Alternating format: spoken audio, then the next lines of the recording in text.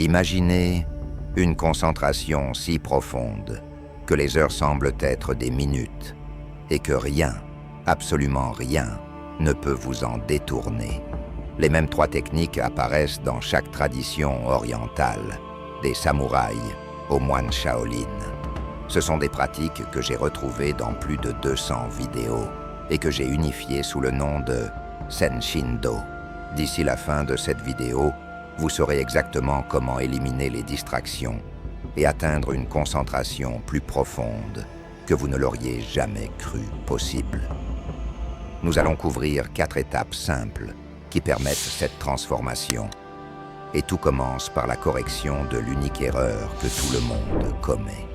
Il existe un enseignement bouddhiste qui dit « Ce que vous saisissez, vous le perdez.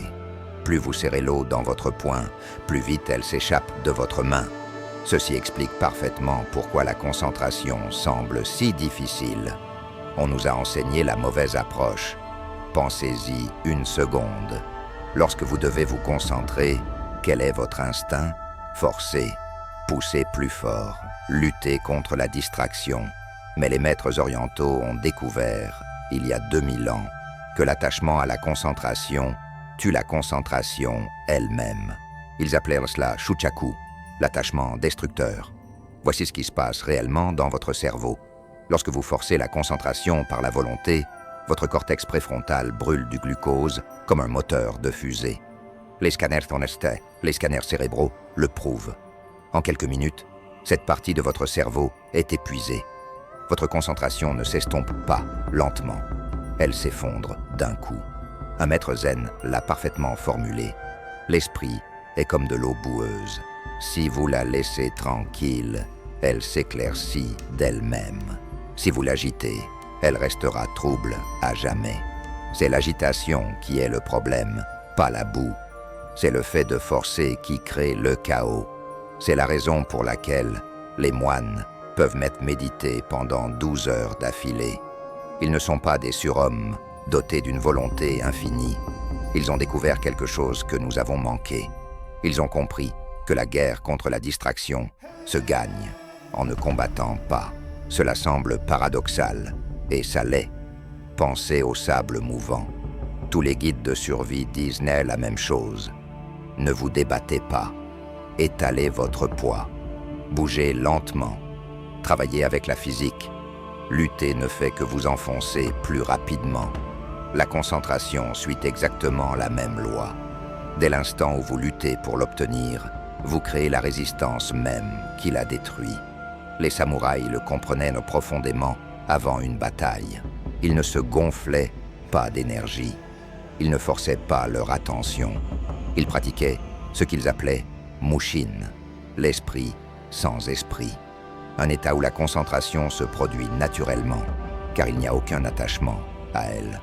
Aucune contrainte, juste la présence. L'approche moderne, chaque hack de productivité, chaque application de concentration, chaque minuteur, tout est basé sur la force. Et la force crée de la résistance. C'est de la physique élémentaire. Poussez quelque chose et il vous repoussera. Votre esprit fonctionne de la même manière. Mais voici la bonne nouvelle. Les maîtres anciens ont trouvé 3 pratiques qui contournent complètement la force. 3 façons de développer une concentration qui fonctionne avec votre esprit, au lieu de lutter contre lui. La guerre contre la distraction est gagnée en ne combattant pas. Les maîtres anciens ont découvert 3 pratiques qui contournent la force. La première semble trop simple pour fonctionner, mais c'est précisément pourquoi elle est si puissante. La première pratique, les anciens yogis donnaient une instruction qui changeait tout. Fixez votre esprit sur un seul objet, comme une flèche sur sa cible. Pas 10 choses, pas 5 choses, une seule chose. Ils appelaient cela dhyana, la pratique de tenir un seul point. Voici pourquoi cela fonctionne. Là où la force échoue, votre esprit est comme un singe sautillant de branche en branche. Vous ne pouvez pas l'empêcher de sauter. C'est sa nature. Mais vous pouvez lui donner une branche spécifique vers laquelle revenir. Une base d'attache. C'est votre ancre.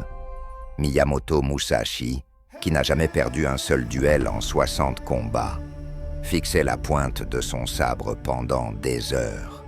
Juste la pointe. Rien d'autre n'existait. Il disait que cette pratique rendait son esprit semblable à la pointe du sabre, capable de trancher n'importe quoi. Dans la bataille, cette concentration était une question de vie ou de mort. Une seule pensée dispersée, et vous étiez mort.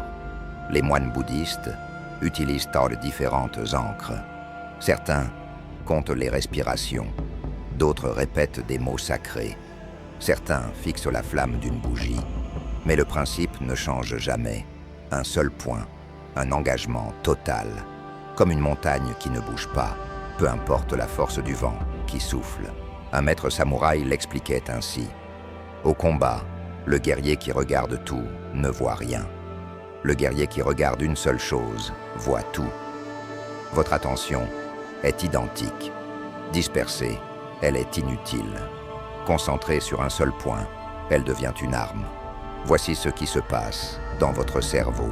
Lorsque vous maintenez un seul point de focalisation, votre réseau du mode par défaut, la partie qui crée le bavardage mental, se calme.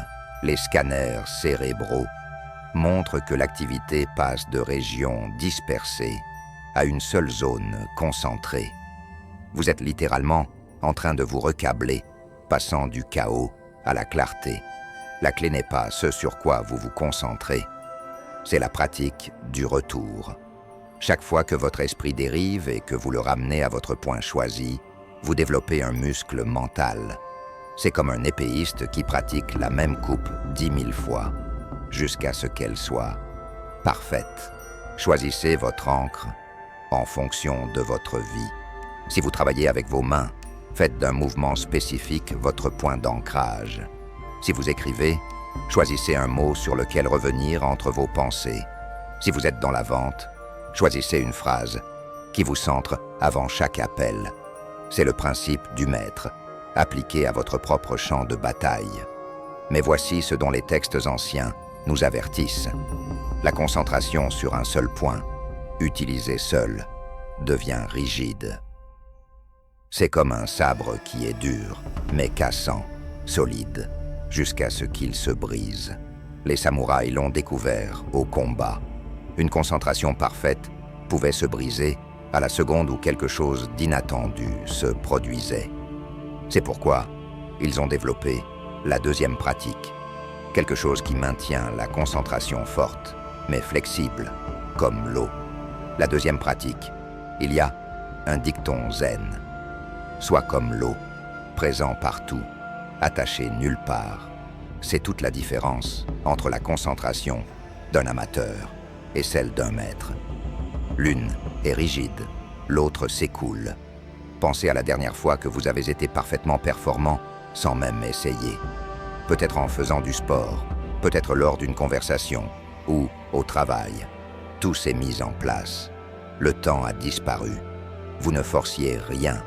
Vous étiez simplement dans le flux. C'est ce que les maîtres appelaient chanting, l'absorption méditative.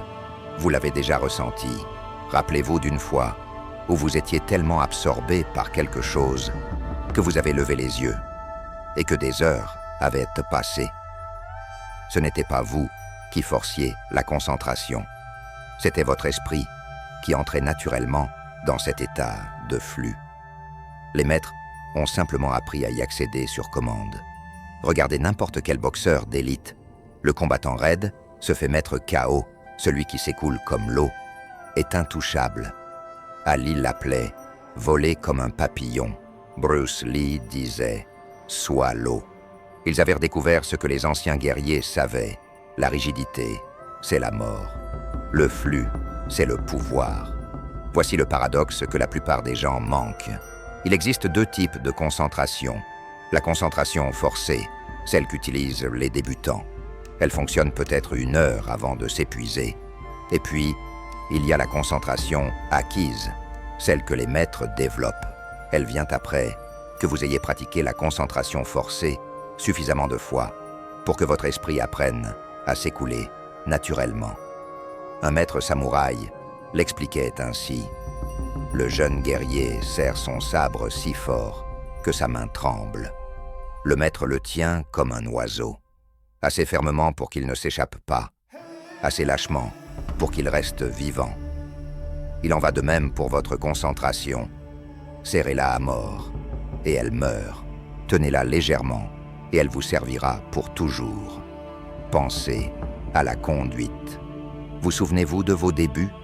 Les jointures blanches, la concentration rigide, épuisée après 20 minutes.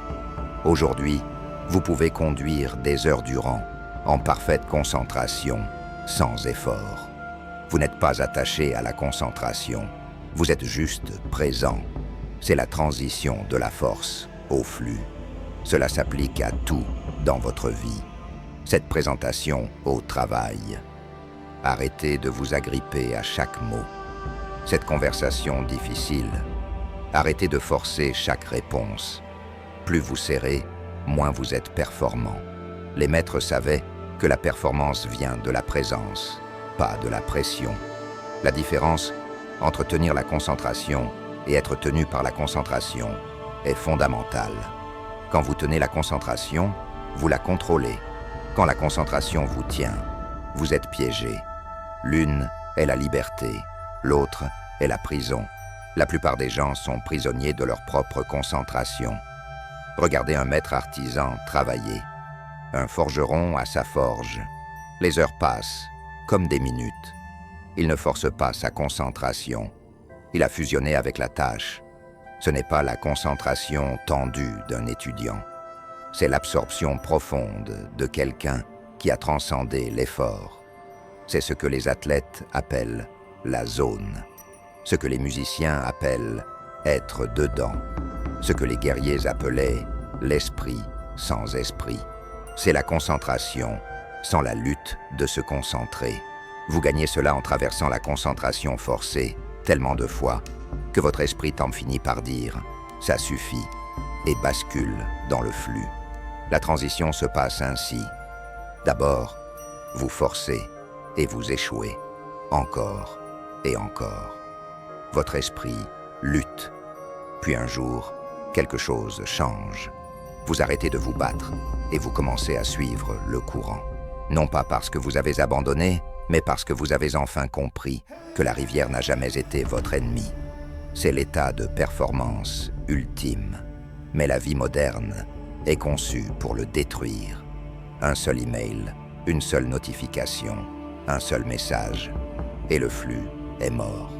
Il manque l'élément final, le bouclier, le gardien de cet état. La troisième pratique. Il existe un ancien code guerrier. Garde le 1 et les 10 000 choses s'aligneront. C'est Shu-I, la pratique, qui transforme l'interruption de désastre en entraînement. Pensez-y de cette façon. Vous n'avez pas besoin de conditions parfaites pour vous concentrer. Vous avez besoin d'un garde du corps mental qui ne dort jamais. Quelque chose qui vous ramène à l'instant même où vous dérivez. Pas dans 5 minutes, lorsque vous réalisez que vous étiez en train de scroller. Instantanément. Les samouraïs ont développé cela par pure nécessité. Au combat, un seul instant de concentration perdu signifiait la mort.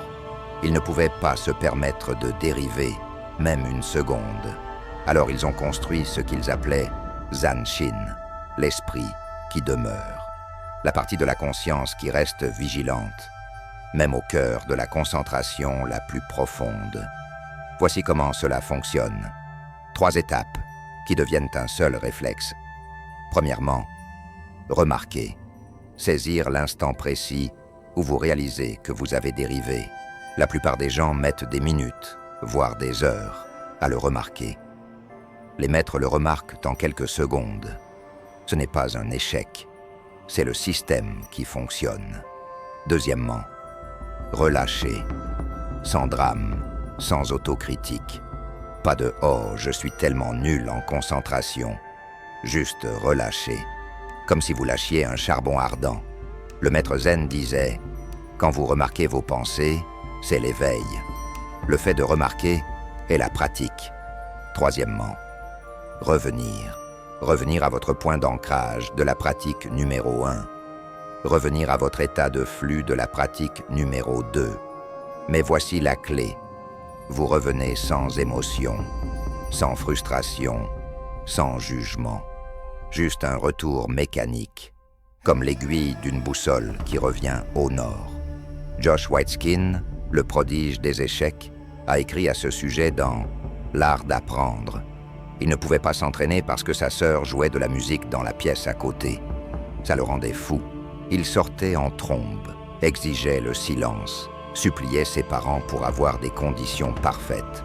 Cela vous semble familier? Puis, son coach lui a dit la vérité. Si tu ne peux te concentrer que dans le silence, tu perdras tous les tournois. Les tournois d'échecs sont un chaos. Des gens qui toussent, qui bougent, le tic-tac des horloges. Alors, Waitzkin a commencé à s'entraîner avec la musique. Au début, il détestait ça, il perdait chaque partie. Mais lentement, quelque chose a changé. Les interruptions sont devenues ses partenaires d'entraînement. Chaque fois que la musique attirait son attention, il pratiquait le retour. Remarquer, relâcher, revenir. Des milliers de fois. Jusqu'au jour où il réalisa que la musique jouait toujours, mais qu'il ne l'avait pas entendue depuis 1 heure. C'est ce que les maîtres savaient. Des conditions parfaites créent une concentration faible. Le chaos crée une concentration indestructible. Un samouraï qui ne s'entraînait que dans un dojo silencieux mourait dans une bataille bruyante. Celui qui s'entraînait dans le chaos survivait à tout. C'est très différent des conseils de productivité modernes qui disent « Éliminez toutes les distractions ». C'est une illusion. Votre collègue vous interrompra. Votre téléphone vibrera. Votre esprit vagabondera. Le maître, lui, sait qu'on n'élimine pas l'interruption. On maîtrise le retour. Pensez à votre réalité quotidienne. Vous êtes plongé dans votre travail quand quelqu'un vous appelle. La plupart des gens ont besoin de 5 minutes pour retrouver leur concentration. Avec Shui, c'est 5 secondes. Remarquez l'interruption, la gérer si nécessaire, revenir en profondeur, sans charge émotionnelle, sans énergie gaspillée. Les textes anciens décrivent cela comme des vagues frappant une falaise. La falaise ne combat pas les vagues. Elle ne se met pas en colère contre elles. Elle reste juste solide pendant que les vagues s'écrasent et se retirent. Votre concentration devient cette falaise. Ce qui rend cela si puissant, c'est que ça devient automatique. Au début, vous pratiquez consciemment. Remarquez, relâchez, revenir. Des centaines de fois par jour. Puis, quelque chose bascule. Votre esprit commence à le faire sans vous. Comme respirer, comme cligner des yeux. Le gardien s'active tout seul. Un proverbe japonais dit « Tombe 7 fois, relève-toi 8 ». Mais ce qu'on ne vous dit pas, c'est que vous vous relevez de plus en plus vite à chaque fois. La première fois prend des minutes. La 100e fois prend des secondes. La 1000e fois, vous ne tombez jamais complètement. Le gardien vous rattrape à mi-chemin. Cela change tout. Vous cessez d'avoir besoin de conditions parfaites. Vous cessez d'attendre des espaces calmes. Vous cessez de croire qu'il vous faut des heures de temps ininterrompues. Avec un gardien entraîné, vous pouvez vous concentrer dans le chaos. 3 secondes pour retrouver la profondeur à chaque fois. Vous avez maintenant les 3 éléments. Le point fixe vous donne une ancre. Le flux profond vous permet de tenir la distance sans vous épuiser. Le gardien vous ramène instantanément lorsque vous dérivez. Mais ce ne sont pas 3 pratiques séparées. Ce sont les 3 parties d'un seul système qui crée quelque chose d'extraordinaire. Le point fixe seul est rigide, cassant. Ajoutez le flux profond et il devient flexible, mais vulnérable aux interruptions. Ajoutez le gardien et vous avez soudain quelque chose d'inarrêtable. Le point fixe est votre sabre. Le flux profond est la façon dont vous le maniez. Le gardien est votre vigilance qui ne faiblit jamais. Ensemble, ils créent une concentration que rien ne peut briser. Mais attention, une fois que vous développez ce niveau de concentration, revenir à la pensée dispersée vous semblera être une torture. Votre cerveau s'adapte à la clarté et le chaos devient physiquement inconfortable. Vous aurez été prévenu. Si ce contenu vous a touché d'une manière ou d'une autre, abonnez-vous à la chaîne, activez la cloche et laissez votre commentaire ci-dessous